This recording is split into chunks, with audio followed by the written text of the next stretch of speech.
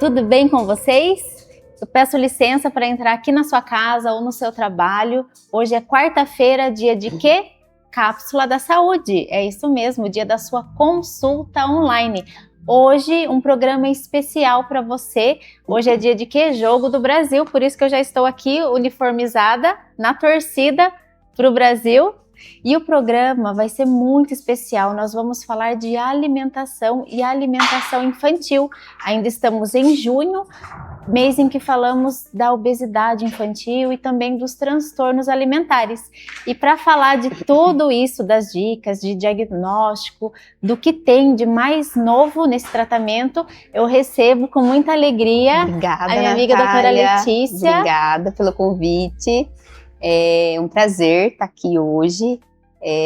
Eu fico muito feliz, né, com o programa, o Cápsula da Saúde, porque a gente percebe, né, que existe às vezes uma supervalorização dos profissionais de fora da nossa cidade, né?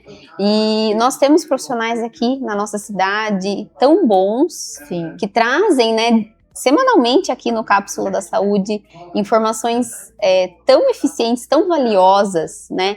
Outros profissionais nutricionistas já estiveram aqui, médicos, doulas, fonoaudiólogos, né? Todos trazendo informações, né, tão valiosas e importantes, e isso mostra não só essa valorização do nosso município, como essa oportunidade dos profissionais daqui, né, falarem, trazerem essas informações, e que nós temos essas profissões e essas atuações aqui no nosso município. Né? Então é um prazer estar aqui hoje, agradeço o convite, agradeço, né, a Fly TV, e vamos para o nosso bate-papo. É isso aí, gente.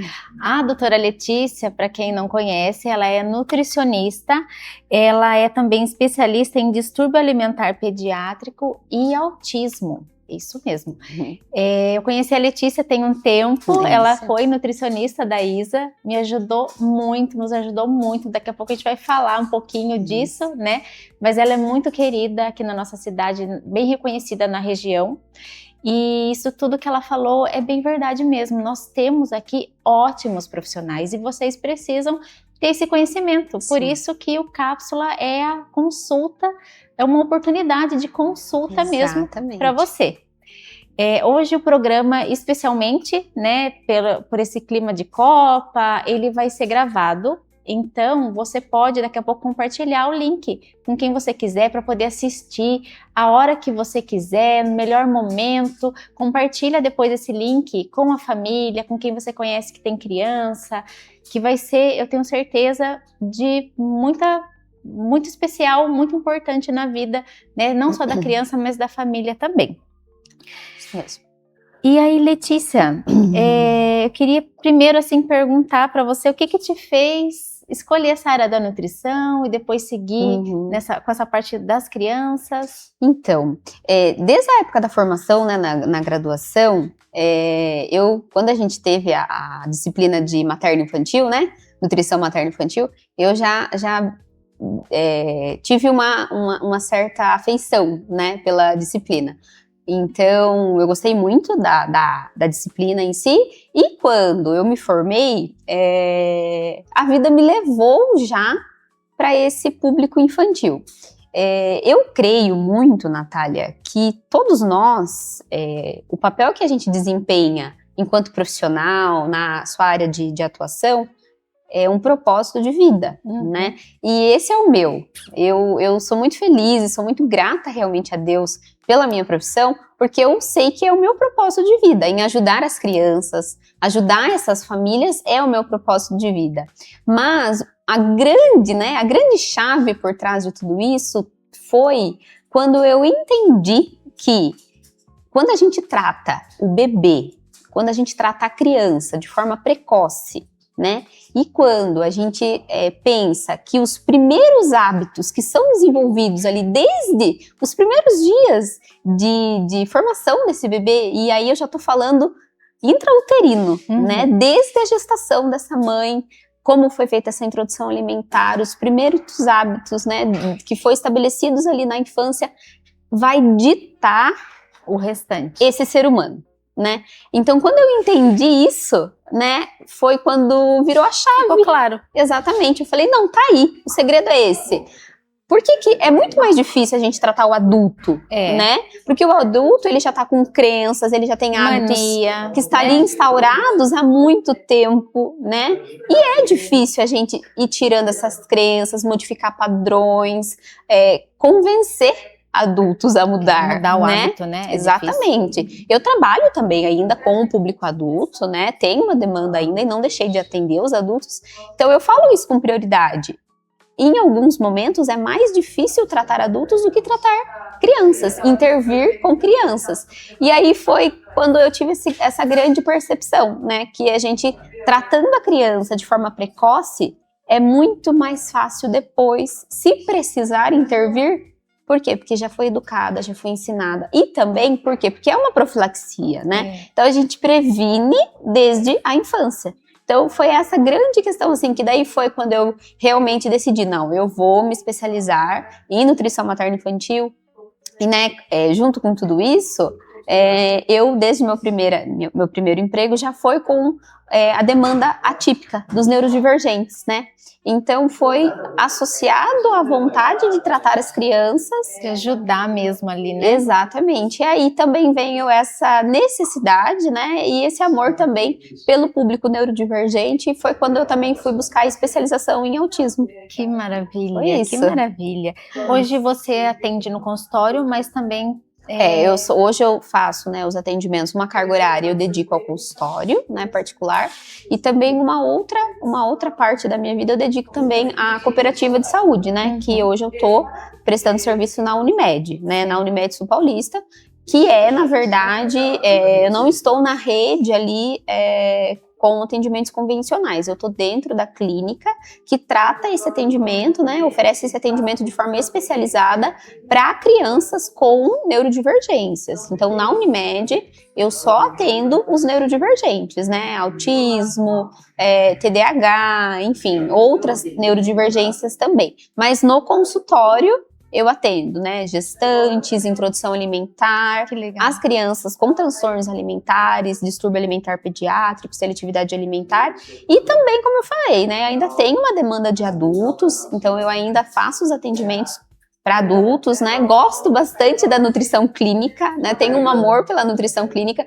tanto que também busquei, né, estudar, especializar sobre a nutrição clínica, porque não tem como, na verdade, a gente falar de alterações orgânicas de crianças sem entender o organismo clínico, o que funciona, né, a nutrição clínica. Então, uma coisa sempre vai casar com a outra e a gente une os conhecimentos para que a gente trate, né, da melhor forma o paciente. Muito bom. E é interessante que durante o tratamento, né, a criança ela tem acesso ao alimento mesmo. A Isa mesmo vinha com cada coisa gostosa, isso, né, que a gente faz até hoje em casa, as receitas, isso, muito bom. Uma dos protocolos de intervenção, né, para a seletividade alimentar, para as crianças que apresentam o distúrbio alimentar pediátrico e a seletividade alimentar, é a terapia alimentar, né? Então, a terapia alimentar, ela é um tanto quanto nova ainda, né, aqui no nosso país, mas tem validação científica e é muito, né, utilizada de forma bem ampla fora, né, dos países vizinhos aqui já tem muitos estudos sobre, mas no nosso país ainda é recente. Quando eu falo recente, é coisa de uns 15 anos para cá, né? Mas para a ciência, 15 anos é quase nada, né?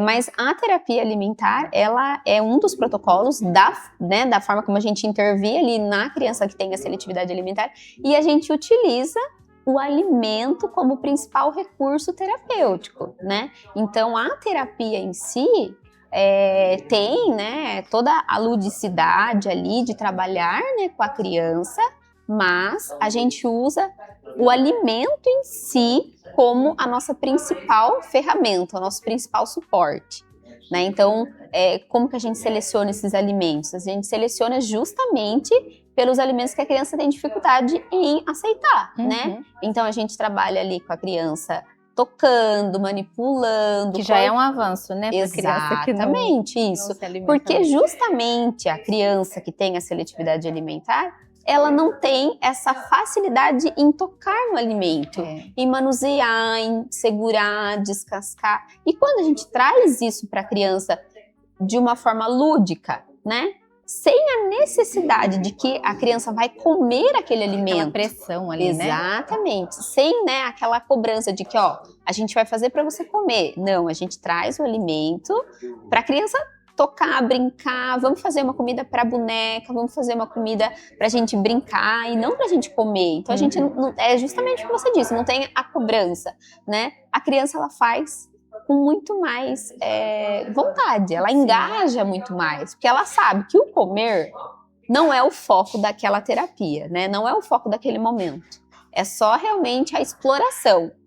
Porém, a parte, né, que as crianças não veem, que é o nosso objetivo terapêutico, é neste momento que a criança está tocando, manipulando, descascando, ela está adquirindo uma segurança que vai influenciar depois, e que pode surtir esse efeito de que a criança coma, acabe comendo aquele alimento, né? Então eu sempre costumo dizer para os pais que a terapia alimentar ela é diferente das demais terapias, porque as demais terapias, né, não que a terapia alimentar não tenha objetivo terapêutico, tem e tem muito, mas ela é muito mais livre, né? A gente trabalha numa abordagem mais naturalística, então a criança ela vem, se ela quiser hoje descascar, ela descasca, se ela não quiser eu que vou descascar para ela e ela só vai olhar, né? Por quê? Porque o que precisa prevalecer? A segurança daquela criança, né? A alimentação, quando a gente para pensar, ela é invasiva, né? Por quê? Porque a gente come e da nossa boca vai para o nosso corpo. Então ela não é só algo que tem prazer, que nos faz bem, que nos nutre, mas ela é invasiva. Por quê? Porque é da boca para dentro do nosso corpo, né? E quando a gente para pensar isso, a gente precisa ter segurança no que a gente coloca na nossa boca e no que a gente vai acabar ingerindo. Para nós, comer uma cenoura, um brócolis, uma beterraba, ou até mesmo que seja uma banana, uma carne, é muito tranquilo. Mas para as crianças com seletividade alimentar... é muito difícil. Né? Não é. É muito difícil chegar perto, às vezes até, justamente. Ter no prato, já é... Não tolera, né? Não consegue nem tolerar. Então, se ela quiser só ficar ali olhando, eu manipulando aquele alimento, tá tudo bem. Por quê? Porque só o fato dela isso estar... já é um avanço. Olhando, na presença do alimento já é um avanço, né? E por mais que isso às vezes assuste, né? Às vezes o pessoal de casa pode estar pensando assim, nossa, mas então não consegue nem ficar perto, né, do alimento. Só quem passa por isso para saber. Justamente. Quando a gente fala de seletividade alimentar e distúrbio alimentar pediátrico, a gente precisa considerar pacientes que não conseguem nem chegar perto. É sério, não é frescura. Não consegue nem olhar para o alimento, né? Então, para o pessoal que está em casa assistindo, se de repente identifica que tem ali uma criança, uma adolescente que tem essa aversão de não conseguir chegar perto de um alimento, de não conseguir olhar para aquele alimento ou nem tocar, né? É um momento ali de atenção, porque pode estar ali influenciando, né? Esses comportamentos estarem influenciando na aceitação alimentar daquela pessoa, daquela criança, enfim. E pode ter muito mais coisas por trás aí. Né? Isso atrapalha todo o desenvolvimento, né? Também essa parte. Com certeza. Né? Como eu disse, né? A alimentação, quando a gente pensa na alimentação, a gente pensa primeiramente em nutrição, né? Então, por mais que essa parte nutricional fica deficiente, né? Com certeza. Por mais que muitos alimentos em si sejam extremamente importantes, né, para o nosso consumo, porque eles têm ali o nutriente necessário, a vitamina necessária, o mineral necessário, enfim, carboidratos, proteínas, né, os macronutrientes, a criança ela não tem essa compreensão de que o alimento nutre, né? Então, eles não tem como a gente cobrar de que você precisa comer porque isso aqui vai te deixar saudável, porque isso aqui vai te trazer, né, benefícios, nutrientes. Eles não têm essa maturidade, né? Então, nós somos os adultos e nós sabemos disso, né? Então, não tem como a gente transferir essa responsabilidade para as crianças, isso é né? verdade. Mas, com certeza, o fato da não alimentação traz esse malefício que é impactar, né, nas vitaminas, nas deficiências, às vezes baixo peso, né? E aí que entra a parte mais delicada, porque como eu sempre costumo dizer, toda seletividade alimentar, ela pode ser comum. Quando eu digo comum, Natália, eu quero dizer que, assim, existe uma seletividade alimentar que faz parte do desenvolvimento. Dos 4 até 7, 8 anos, é normal que a criança Olha que importante apresente, né? E não somente crianças neurodivergentes, não somente crianças faz parte do nosso atípicas. desenvolvimento. Isso, né? É um período ali que tá adquirindo uma certa personalidade, tá buscando autonomia. Então, ela vai, de repente, apresentar hoje, eu quero comer isso, amanhã eu não quero. Então, é normal. Pode ser normal.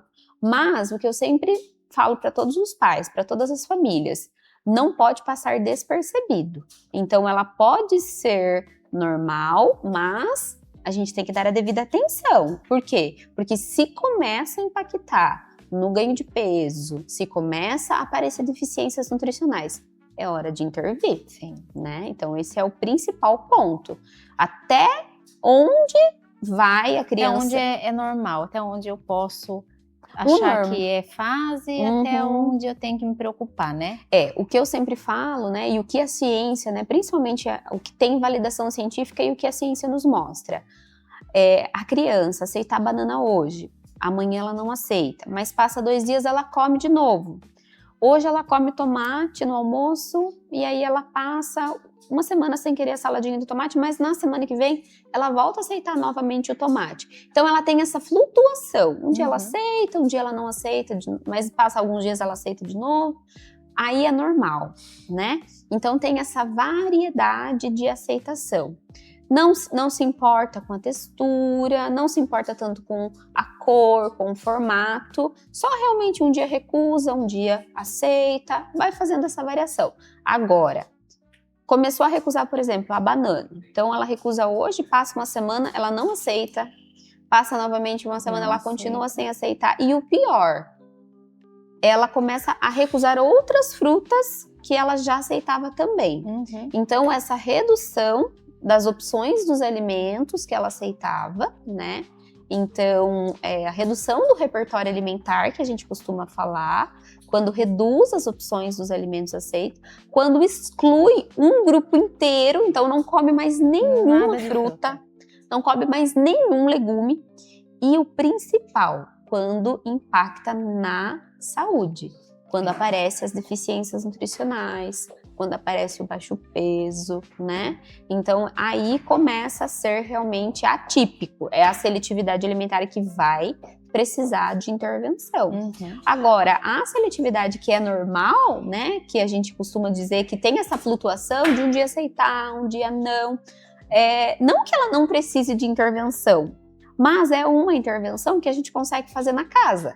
Só orientando a família consegue ali já adquirir uma boa resposta do paciente. Não precisa de uma intervenção no consultório, da terapia alimentar, né? E aí, a principal orientação, né? Essa vale ouro mesmo. O que eu posso fazer, né, com o meu filho para que ele não deixe de aceitar os alimentos? Colocar ele em contato com os alimentos na casa. Então, permitir que ele faça, que ele manipule, que ele corte, né? Ele ter esse vínculo. Isso, né, exatamente. Ali. E, Natália, o mais interessante é que existe um grande tabu, porque assim, como que eu vou dar uma faca para uma criança? E vai fazer bagunça. Isso. E depois vai dar mais trabalho, vou ter que limpar. E como que eu vou deixar o fogo, a panela, né? Eu tenho pacientinhos de terapia alimentar de 1 aninho e 4 meses, né? Eu tenho de 2 aninhos e eu trabalho com faca, eu trabalho com fogo, mas obviamente é tudo muito bem supervisionado, né? Muito bem olhado, né? A gente tá ali acompanhando. Obviamente, eu trabalho, né, com faquinha sem ponta, aquela serrinha bem fininha. Até tem alguns utensílios que são de brincadeira mesmo, para que não venha. Mas é importante a criança ter essa vivência, né? Porque é nesse momento que ela tá tocando, descascando, se sujando, né? Que ela tá adquirindo aquele vínculo com o alimento. E que depois, como eu disse no início, vai influenciar a aceitação dela. Sim. Então, colocar essa criança em contato, né? Permita que ele ajude a fazer o almoço, permita que ele faça um bolo da tarde junto com você, prepare o jantar, lave a salada, prepare né, uma receita diferente e validar, né, o que essa criança fizer. Olha só, vamos comer o bolo que a Isa fez, né? Olha só, a Isa que fez o bolo, gente, vamos comer, nossa Isa, que delícia, obrigado, né? Por quê? Porque isso a criança, ela fala, ela pensa, eu fiz, os adultos que estão aqui comigo gostaram do que eu fiz, então isso é um reforço positivo para que essa criança volte novamente a repetir aquilo ali. E claro, vai aumentando essas possibilidades de que essa criança vá comer aquele alimento, né? Então, colocar a criança em contato com o alimento, eu costumo dizer que é muito fácil, muito simples, porque não requer recursos, você não precisa comprar nada, você tem na casa, né? Todo mundo tem uma fruta, todo mundo tem uma verdura, um legume na casa. Não precisa especificar, mas eu tenho que trabalhar o quê? É o que você tiver na casa, Isso. né? Fazer o que dá com o que tem. Exatamente. Né? E permitir que a criança se suje, que ela manipule, que ela corte, que ela explore, né?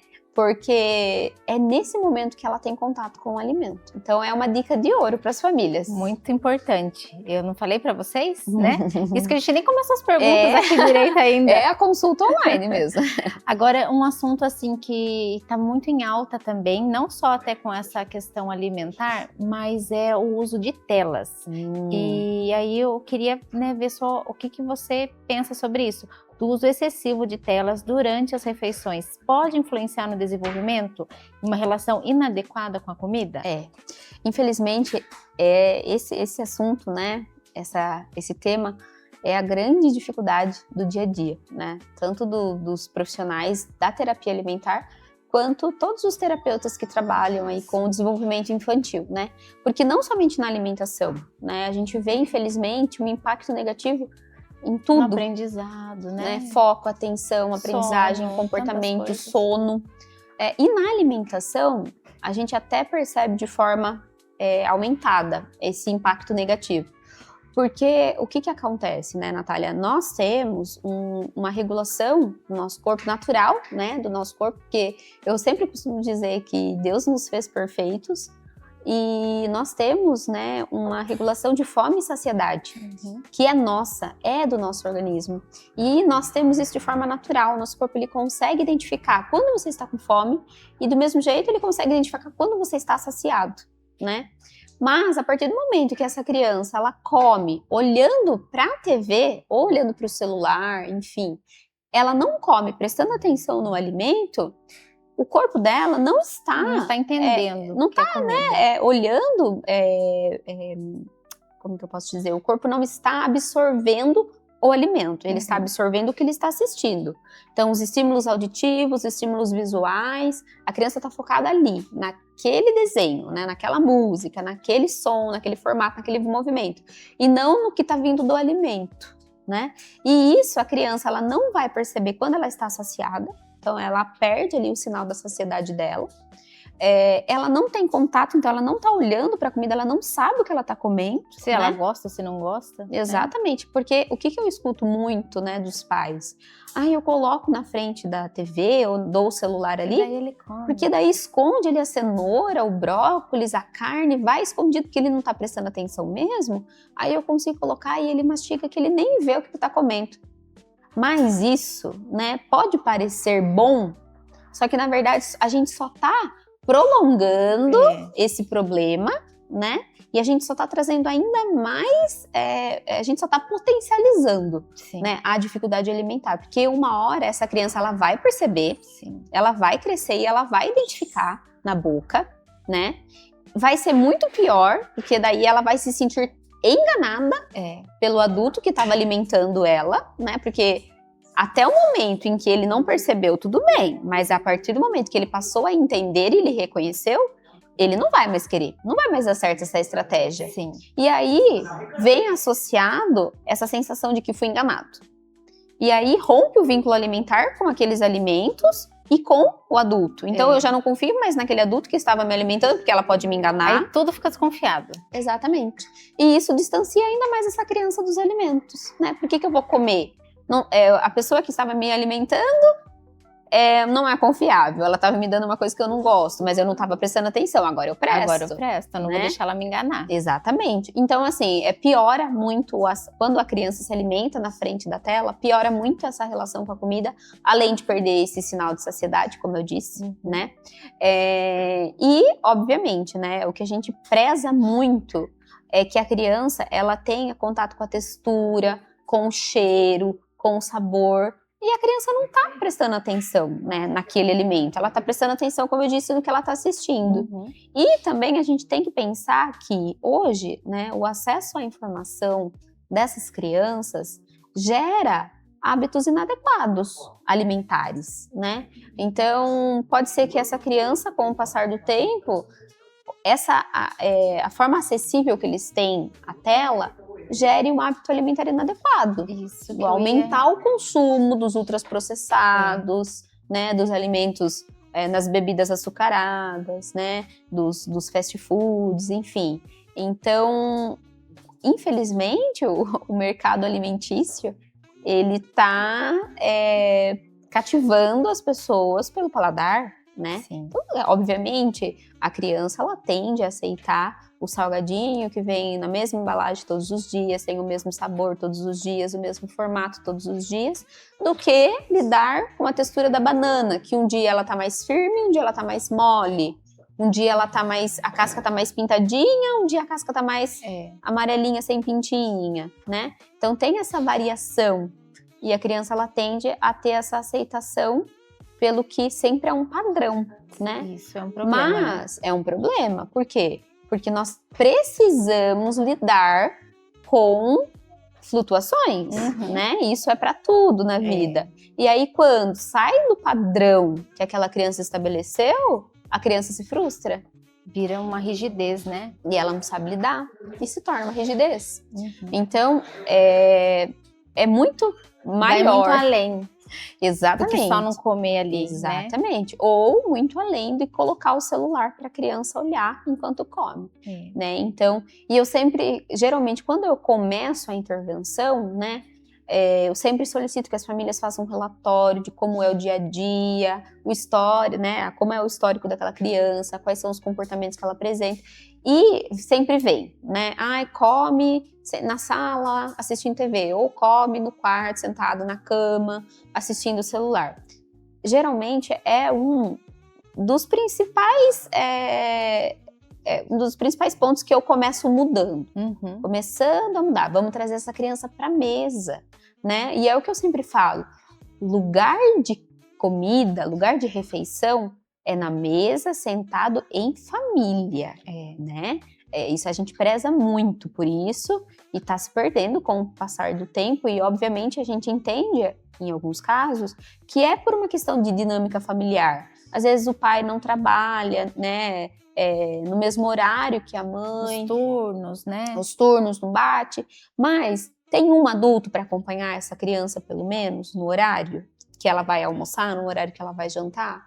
Então, vamos colocar esse adulto com essa criança para que eles se alimentem juntos. É um momento ali de partilha de tudo, né? Com certeza, exatamente, né? E eu sempre falo que a comida, ela tá em todos os momentos da nossa vida. Seja pra gente comemorar um aniversário, seja pra gente comemorar um batismo, seja pra gente, né, compartilhar uma alegria, até às vezes alguns momentos tristes. Sim. Tem ali, né, um velório, geralmente tem pessoal que gosta de levar alguma coisa para comer. Isso. Né? Então, sempre tá nos momentos da nossa vida. Então, é um momento da gente socializar, interagir, né?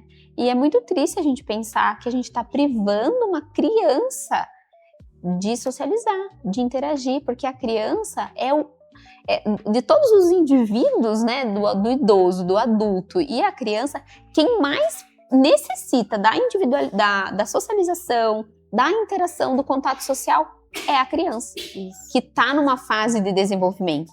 Então nós adultos, às vezes a gente faz isso de forma sem perceber, e até às vezes na correria do dia a dia, por conta da dinâmica da casa, né, tem horário de almoço curto, preciso dar almoço, porque já volto a Já vai pra trabalhar. escola. E aí, né? vou fazer aqui rapidinho mesmo. Mas a gente tem que pensar que a gente está privando essa criança disso, né? E o tempo está passando. Então, eu pontuo muito isso no dia a dia com as famílias, né? Que a criança, ela precisa estar sentada na mesa. É um momento de conversa, né? Comer, almoçar ali, jantar, fazer as refeições. Conversar, né? Conversar, falar do dia, contar. Porque é um momento que socializa, Importante para a interage. família, né? E a criança, ela tá olhando o que os pais estão comendo. E a criança, ela é estimulada, ela aprende por modelagem, Isso. por olhar, por observar. Então, ela tá olhando o que os pais estão comendo. Então, aí é o primeiro, né? É o primeiro ponto. O que os pais comem, né? É o resultado depois do que essa criança vai comer. Porque às vezes a gente cobra alguma coisa da criança. Você tem que comer brócolis. Mas Exato. vai que a mãe nunca come Exatamente, brócolis. né? E assim, essa é uma grande questão, porque eu sempre pontuo isso também com as famílias, né? É importante a gente pensar na responsabilidade que a gente dá para eles. Porque eles não têm, né, autonomia para comprar no supermercado, eles não entendem ainda essa questão nutricional dos alimentos, né? Às vezes vão começar a entender a partir dos 4, 5 aninhos, que daí eles começam a entender essa questão do saudável, do não saudável, né? Então, por que a gente coloca essa responsabilidade? Você precisa comer isso, isso e isso, porque faz bem para a sua saúde.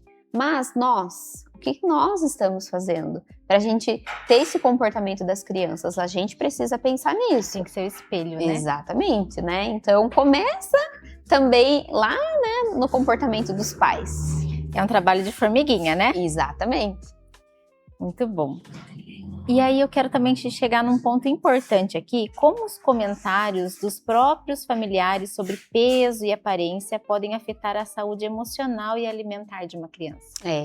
Essa questão, Natália, é uma questão que eu sempre pontuo, né, com a família, com a mãe, com o pai, com os avós, tios. Às vezes a gente precisa até chamar, né, tios. Por quê? Porque às vezes a gente acha que é inofensivo, né? Que é um comentário simples. Mas a criança que ela está passando, seja por uma seletividade alimentar, seja por uma questão de sobrepeso, de obesidade, ou até mesmo que está no processo de desenvolver um transtorno alimentar, né? Pequenas palavras são gatilhos grandes, né? Para esse indivíduo, seja adolescente, seja criança. Então, impacta muito, né, na autoestima, aumenta muito a cobrança, né, que pode gerar nesse indivíduo, e isso reflete de forma pior na alimentação, né? Então, o que já era difícil, o que já estava ali sendo às vezes um fardo, pode piorar, né? Ainda mais. Então, a gente precisa ter, sim, esse cuidado, essa empatia. Porque a criança que ela tá passando por essa fase, ela já tem uma dificuldade em expressar o que ela sente, né? Que nem ela entende que ela tem essa Exatamente. versão, essa dificuldade com o Isso, alimento, né? Exatamente. E a criança ou o adolescente que tá ali passando, às vezes, por um processo silencioso de transtorno alimentar, antes da família identificar que existe um transtorno alimentar instaurado ali, ela também não tá conseguindo dizer para as pessoas o que ela sente, né? Então, já é um fardo, às vezes, a alimentação. Já é difícil, né? Vai chegar um momento do almoço, um momento da janta, eu vou ter essa dificuldade em comer. Vai ser aquele estresse. E aí vão falar, né? Vão começar a falar. E, né, comentários do tipo, mas você já tá magra, você precisa comer mais, né? Olha só, você vai ficar doente, depois vai ter que ir pro hospital, né? Vai distanciar ainda mais esse indivíduo da alimentação, dos alimentos, né? E vai piorar ainda mais essa sensação de cobrança interna, né? A gente não tá facilitando, a gente tá piorando. A gente acha que tá ajudando, né? Eu aprendi muito isso com a Letícia, porque aí naquele estresse todo, você fazia a comida que a criança pediu, você come 2 bocados. Aí você fala, mas você pediu, você falou que ia comer, agora não vai comer. Pronto. É o que bastava para acabar com todo o tratamento. Aí, né? Aí que ela deixava ainda mais. Aí não quero mais mesmo. Porque a minha mãe falou, agora me desanimou ainda mais. Não é fácil pra mim. Por mais que eu queria, né? Eu pedi aquela comida. E eu tava com vontade de comer. Mas, puxa vida, eu comi 2 pedaços. Eu comi, dei 2 colheradas ali. Né? Então, o que é mais fácil? A gente validar que essa criança conseguiu comer 2 colheres. Parabéns, você conseguiu. Porque para nós é muito pouco, né? 2 colherzinhas. Mas às vezes para uma criança ou para uma adolescente é muito. É suficiente. E eles fizeram um esforço para aquilo, né? E aí, ao invés da gente validar o comportamento, o que a gente faz? Acabou. A gente desmotiva. E aí afasta ainda mais essa criança. Então, né, no início eu disse que eu chamo as famílias para conversar e às vezes adolescentes, né, que tem mais ali, pode acontecer também na infância os transtornos alimentares, mas é mais comum na adolescência. Traz para mim que assim, porque o meu tio fala, que o meu tio falou, ou a minha tia falou. Às vezes eu chamo a tia para conversar. Ou às vezes, né, quando a gente está fazendo um acompanhamento multidisciplinar, quando é eu e a psicóloga, né, aí eu pontuo, tem uma questão aí familiar com fulano de tal, que é parente assim, então a psicóloga chama para orientar, né, então assim, não é só quem tá por perto, né, não é só o pai, a mãe, o irmão, a gente precisa ter essa atenção ali se não tá nos parentes, né? Tia, sobrinho, vó, justamente. Então, o ideal é, se você não tem uma palavra de conforto, uma palavra de carinho, uma palavra de incentivo, fica quieto. Porque às vezes a gente acha que falando assim vai ajudar, né? Vai incentivar, e ao contrário. E assim, eu compreendo, Natália, que às vezes fala de uma forma ingênua e sem ter a intenção de machucar. Mas é por isso que o acesso à informação é importante, por isso né? Que o acompanhamento, né? Isso, exatamente. Um profissional que é da área faz justamente, a diferença. Então assim, não é bom o comentário. Infelizmente o comentário ele não é positivo, né? Então, a partir de hoje, se vocês sabem disso, né? Se a família sabe disso e se tem ali, né, na casa, é melhor, se não for uma palavra de incentivo, né, é melhor não falar nada, né? Faz ali a sua prece, entrega né, essa pessoa, pede para que Deus cuide dela, mas não fala, né? Nem faz careta, né? Nem vira o olho de ódio. Não. Ou se for para fazer, finge, vira isso, mas faz. Que não deixe essa criança ou esse adolescente ver, né? Exatamente. E crianças podem desenvolver compulsão alimentar? E como que os pais conseguem identificar esse comportamento?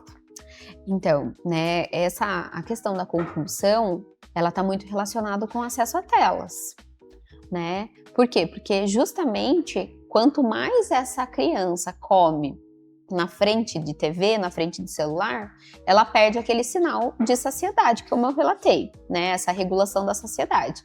E aí ela já não tem mais a noção do quanto que ela está comendo e o tanto que ela já está satisfeita. Então ela come, não percebe que já está satisfeita e continua naquela busca por comer, né? E isso pode ser, né, desencadeado ali um transtorno alimentar de uma obesidade, de uma compulsão alimentar a longo prazo. Olha só o que né? pode virar, porque o estômago dessa criança tá ali, né? É um tecido, a gente costuma dizer que o estômago ele é um tecido maleável, então ele vai esticando, ele vai ficando laceadinho. Cabendo cada vez mais. Cabendo cada vez mais alimento, e quanto mais essa criança come e perde esse sinal de saciedade, mais na próxima refeição, mais ela vai querer comer, né? E isso pode desencadear, né, essa compulsão alimentar. A compulsão alimentar, Natália, ela é um transtorno alimentar, né? É importante a gente pensar nisso. Não é só uma alteração de comportamento, ela é um transtorno. Então, quando a gente fala de transtorno, a gente precisa entender a questão psiquiátrica que tem por trás disso, né? Porque transtorno a gente trata como nutricionista, psicólogo e médico psiquiatra, né? Então, a gente precisa pontuar isso, por quê? Porque o transtorno alimentar, da compulsão alimentar, ela vem junto com questões emocionais. né? Então tem ali alterações emocionais que podem potencializar e estar influenciando diretamente a compulsão alimentar desse paciente, né? Então já é um cenário, né? Já é ali um diagnóstico um pouco mais difícil de ser tratado, justamente por ser transtorno. Então requer essa atenção não apenas, né, de um profissional nutricionista, de um psicólogo, um trabalho multidisciplinar exatamente, mesmo. com aí a atuação do médico psiquiatra, né? Porque na maioria das vezes a compulsão alimentar ela precisa ser tratada com medicação, né? E aí entra o papel do médico psiquiatra mesmo, que é ele que faz, né, a prescrição do medicamento, né? Existe, né, se a gente for falar um pouquinho mais da parte fisiológica da compulsão alimentar, existe uma flutuação, né, dos hormônios de fome e de saciedade, né, que é a grelina e a leptina. Então essa criança ela apresenta uma diminuição do hormônio da saciedade e um aumento do hormônio da fome, né, que é a grelina, e uma redução da leptina. Então, justamente por essa questão hormonal e por essa disfunção hormonal de fome e saciedade que precisa vir, né, a atuação do médico psiquiatra, porque a medicação ela vai trabalhar isso. e ajustar isso aí. Que né? interessante. Mas a tela piora muito a compulsão alimentar e está muito presente na infância, né? Na primeira e na segunda infância está muito presente, né? Então, a fase ali pré-escolar e a fase escolar é muito comum. E precisa dessa intervenção, porque se não tratado, vai para a adolescência e depois vai para a fase adulta, né? E aí vai acarretando outros problemas de saúde, né? Síndrome metabólica, enfim, né? Só vai piorando. É o que a gente sabe que pode acarretar, né? Uma dislipidemia, uma hipertensão arterial, uma diabetes, né? E outros problemas de saúde. Então você que está assistindo aí, né, já retira a tela. Até você que é adulto, que tem o hábito, né, de comer e respondendo as mensagens, não faça isso, né? Porque isso vai prejudicar muito a sua alimentação e a sua saúde. E falando também nessa questão, né, emocional, a ansiedade, o estresse, os problemas emocionais, né? Eles podem fazer uma criança comer demais ou rejeitar também os alimentos? Com certeza, né? Nós somos mediados por nossas emoções, né? Então, um dia a gente tá mais triste, um dia a gente tá mais feliz, um dia a gente tá de bom humor, um dia nem tanto. E isso influencia diretamente, né, a nossa alimentação. Então, dependendo, né, do estado de humor daquele paciente, e que com certeza está relacionado com uma depressão, com uma ansiedade, né, com uma síndrome do pânico, influencia também o apetite desse indivíduo, né? Então, o que a gente... não existe um protocolo para isso, não existe não, a pessoa está com ansiedade, ela vai comer mais, né? Porque nós somos singulares, né? E, assim, cada pessoa tem o seu próprio desenvolvimento, então, a pessoa que tá, de repente, ali com ansiedade, pode ser que ela aumente o apetite e acabe comendo mais. Mas tem pessoas que estão ansiosas, nervosas e ficam com menos fome, né? Diminui o apetite. Então, a gente precisa pensar nessa individualidade.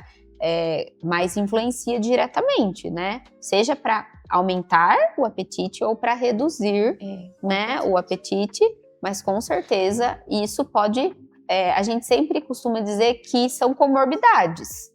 Então, numa seletividade alimentar ou numa compulsão alimentar, a ansiedade, né, o transtorno de ansiedade generalizada ou, né, a depressão, ela vem aí como comorbidades que pode potencializar a seletividade alimentar ou a compulsão alimentar. Então, como eu disse, a gente precisa sempre pensar, né, da importância do médico, né, nesse acompanhamento multidisciplinar. Porque se for uma depressão, se for uma ansiedade, precisa do psicólogo para tratar, para intervir, mas às vezes vai precisar também da medicação e do olhar clínico do médico. Isso é importante, né? né? É Isso, importante. exatamente. Muito bem, no próximo bloco a gente vai falar mais dessas questões alimentares, da obesidade infantil. Então só vamos dar uma pausa para tomar uma aguinha e a gente já volta.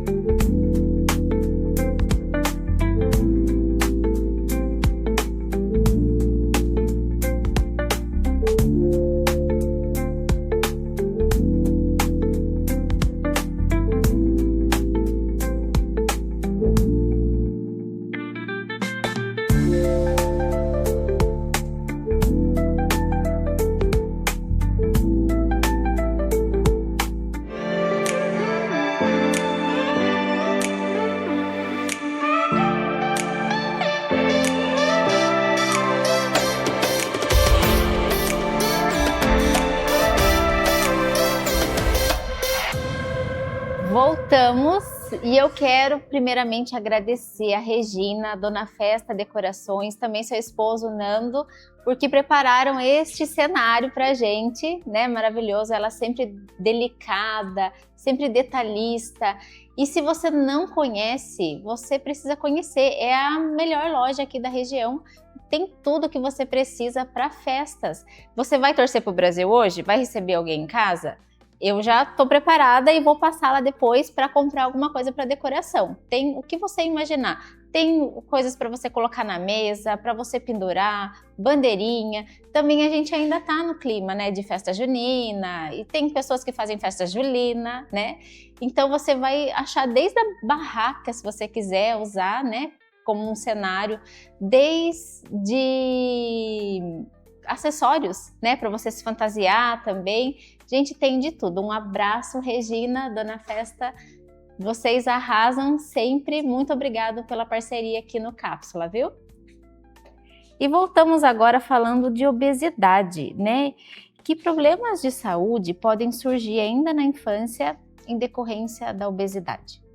Então, quando a gente pensa, né, na obesidade infantil, a gente já considera, né, uma síndrome metabólica. Né? Então, a obesidade, ela já não é mais só uma alteração de peso do paciente, né? Ela já não é mais apenas, né, uma alteração antropométrica, né? Então a gente pensa também que a obesidade, ela já é um diagnóstico, então hoje a gente considera a obesidade uma patologia, né? E a gente precisa tratá-la como uma patologia mesmo. Então, olhando para a síndrome metabólica, o que a obesidade pode gerar nessa criança, né? Eu costumo dizer que, infelizmente, são doenças de adultos, né? Alterações metabólicas de adultos e idosos que podem apresentar em uma criança, né? Então, desde a alteração de colesterol, né, alteração de glicemia, então uma predisposição a uma diabetes ou até mesmo uma diabetes infantil, né, precoce, a dislipidemia, que é a alteração dos níveis de colesterol e triglicerídeos, né, por o consumo exacerbado, né, dos alimentos industrializados. Então, as doenças de adultos e de idosos que infelizmente vêm de forma precoce, né? Tem casos... Dá pra gente evitar, né, também. Tem casos, exatamente, que, né, com certeza, né, pode ser evitado. E infelizmente a gente vive uma epidemia da falta do exercício físico. Eu ia falar, né, isso. E infelizmente a gente vê muito mais crianças dentro de casa, né, retraídas, focadas apenas com tela, né, celular, com videogame, né, e pouco movimento, né, pouco movimento. Tem até um estudo científico recentemente, né, que pontuou uma alteração muscular de redução de massa muscular em crianças por deficiência de movimentos. Atrofiando. Exatamente, né? As crianças, elas estão diminuindo, né, a massa muscular justamente por não se movimentar.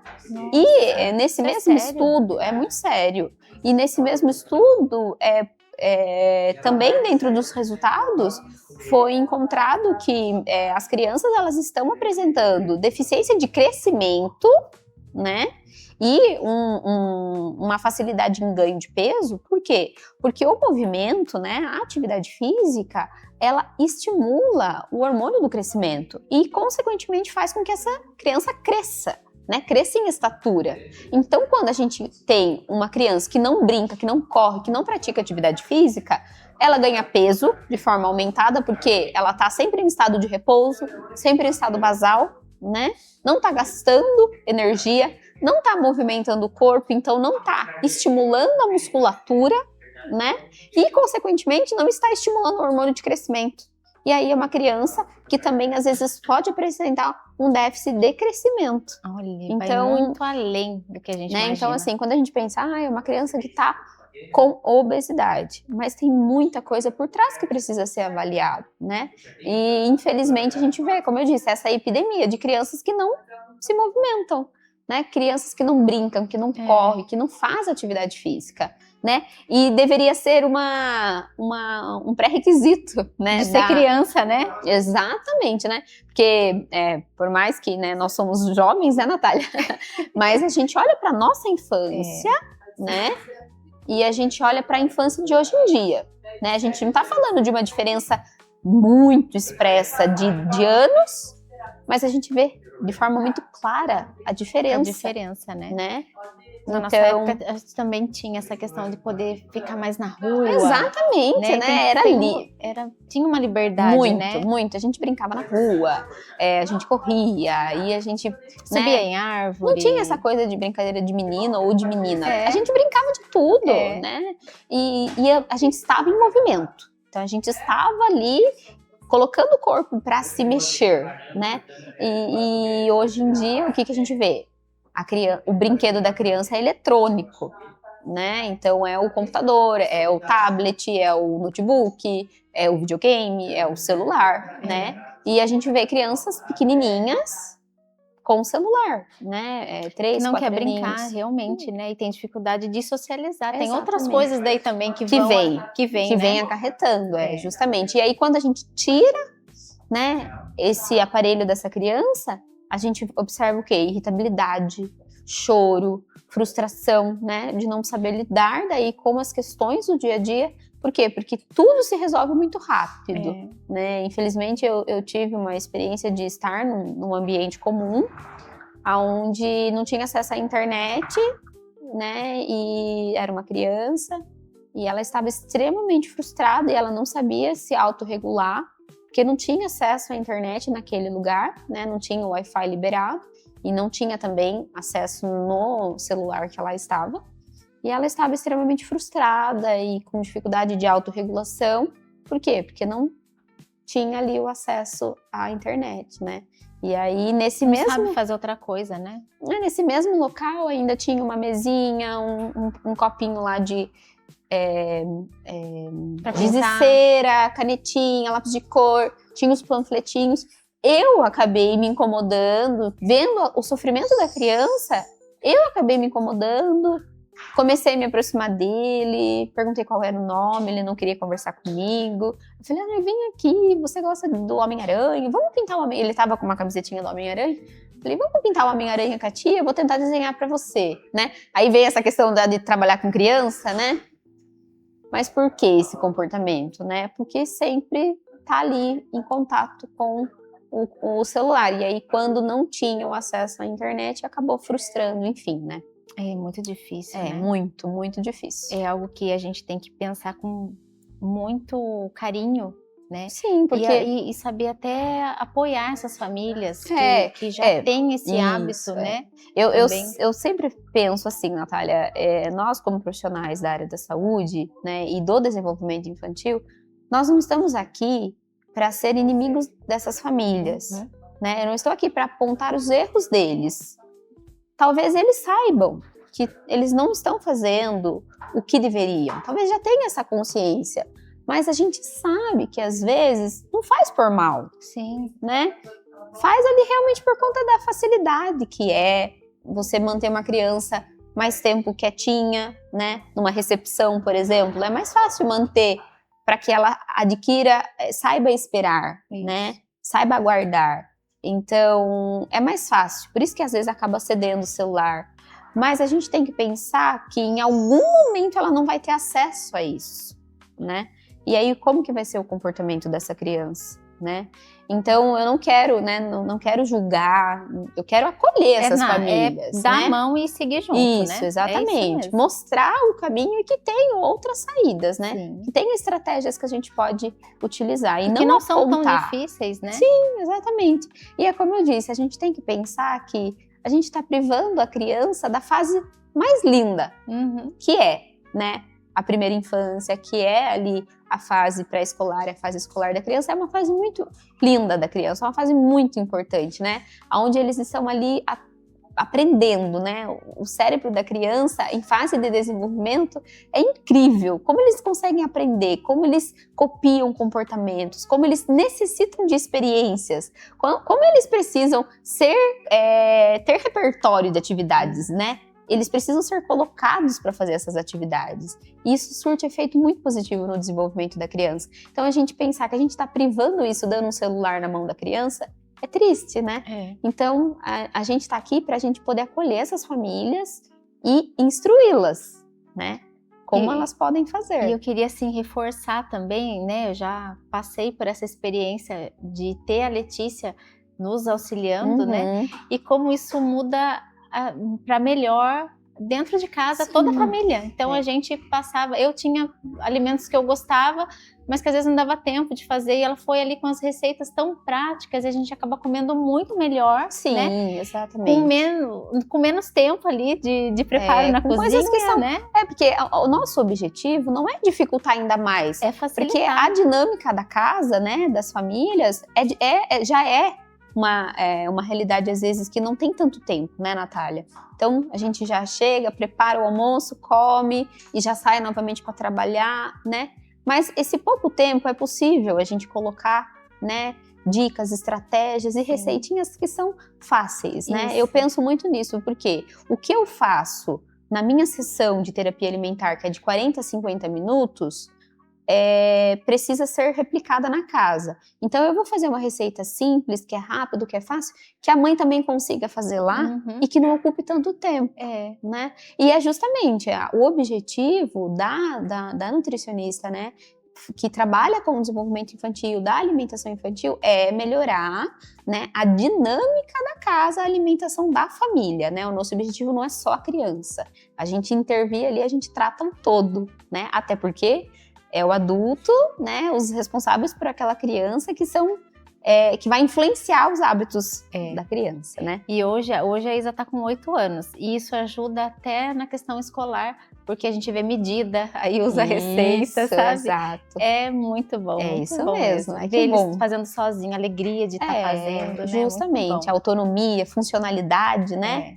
A funcionalidade é alimentar, né? A criança, ela precisa saber preparar um alimento sozinha, né? E isso não precisa ser com 15 anos, com 13 anos. Não, pode ser uma criança de 8 anos, como pode ser uma criança de 5. Hoje né? ela até tem lugares que as crianças pedem para ela ensinar. Você acredita? Um dia a gente pegou as amigas da escola, né? E a gente levou em casa e almoçaram, e depois à tarde foi a brincadeira, né? Cada uma fez um bolo da sua receita. Olha que belezinha. Foi muito legal. Mesmo. Então você tá vendo, né, a importância e validar que a Isa sabe fazer a receita, que ela vai compartilhar com as amigas, e o quanto isso é bom pra Isa. Sim, né? é muito bom. Que bom. Legal. Vai além, assim, dessa parte nutricional, né? Exatamente, muito além. Muito bom, o programa está chegando ao fim. Eu queria agradecer a doutora Letícia por tanta coisa boa compartilhada aqui com a gente. Tenho certeza que ela vai voltar mais vezes, né? Até deixem aqui sugestões, perguntas para que a gente possa pensar nos próximos programas, tirar sua dúvida também. E eu quero pedir para ela deixar um recado, né, para as famílias que estão assistindo, para as crianças também. Eu, primeiramente, quero agradecer também o convite, né, Natália? Como eu disse, é um programa que traz, né, muitas informações valiosas, né, de todas as áreas. Então, vida longa ao Cápsula da Saúde, né? E que continue sempre trazendo, né, profissionais. Estarei à disposição, né, para vir mais vezes, é um prazer. E se eu pudesse, né, deixar um recado para as famílias, que nos vejam, né, como profissionais amigos, né? Que nós estamos aqui para acolher, para entender a dinâmica de cada casa e não para julgar, não para apontar os erros, né? E que o processo, ele pode estar difícil, mas ele não significa que vai ser difícil durante todo o tempo. Que com as estratégias, né, com o tratamento, com a intervenção, a gente consegue se tornar leve, né? E que talvez não seja rápido, mas a gente consegue trazer leveza para isso. E claro, é o que eu sempre falo, com amor, com paciência e respeito, a gente sempre consegue boas evoluções. É isso mesmo. E eu quero deixar também aqui um abraço, né, um agradecimento para o Janjão, para todo mundo lá da churrascaria do Janjão. Daqui a pouco a gente vai estar lá também, né, desfrutando daquele sabor maravilhoso que tem, né, e também da alegria dos corintianos lá, né, Janjão? Então, um abraço para vocês. E também eu quero deixar aqui uma dica para você. Vou falar agora da Sheila Personalizados. A Sheila, ela faz, gente, de tudo que você imagina. Né? Agora personalizado para Copa, personalizados religiosos, canecas, ela faz adesivos, embalagens, gente, o que você imagina, né? Cadernetas, agendas, ela faz. Então entra lá no Instagram da Sheila Personalizados, você já vai saber tudo que ela faz. Inclusive, ela mandou aqui pra gente, pra nossa convidada, um presente especial. Ai, eu queria que você abrisse. Obrigada, Sheila. Obrigada, Sheila também. As coisas delas é maravilhoso. Ai, né? Que lindo, olha só. Ai, que lindo, gente. Olha só que a rapidez e agilidade. Você vê? A Sheila, assim. Ela é realmente muito, muito boa as coisas que ela faz. Amei, nossa Natália. Parceira aqui também, para você lembrar, né, eu desse dia. Amei. Vou colocar lá no meu consultório. Obrigada. Muito obrigada. Obrigada, Sheila. Obrigada para você.